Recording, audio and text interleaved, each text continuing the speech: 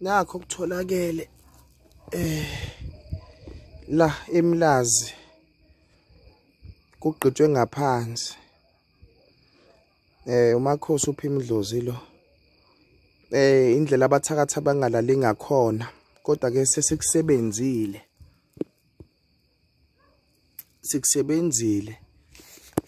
amadoda akhulumile asho ukuthi kunento egqitshiwe nansi ke siyitholile umuthi lo bakwethu umuthi lo siuthole komunye wemizi ngeze sikwazi ukusisho ukuthi lapha nendawo ngoba ilade sisebenza khona asisho ukuthini kodwa sithi abathakathi fanele bafe uma wenza umunye umuntu okubi fana nawe ufe uyabona ngoba phela abantu bayazama bafuna ukuba nempilo enhle wena ubhizi uyabuthakatha wena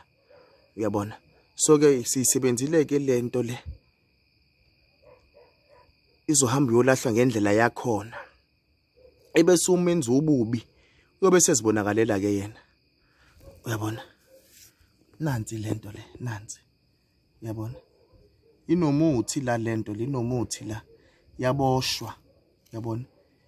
yaboshwa uqonthi makube khona ingozi lekhaya makuchitheka igazi lekhaya kube khona ubumnyama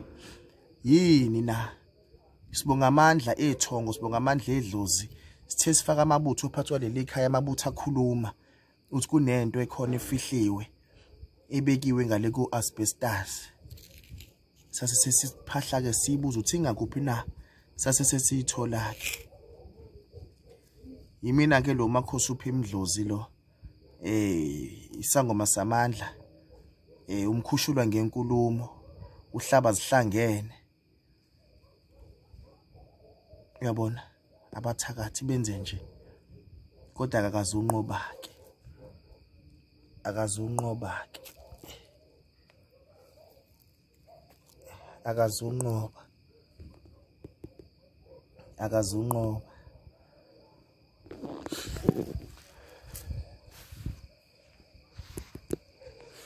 yimini umakhosi uPimpdlozi ngiyangibona ngithi so ke sesiqedile ukusebenza sesicabanga ukubaleka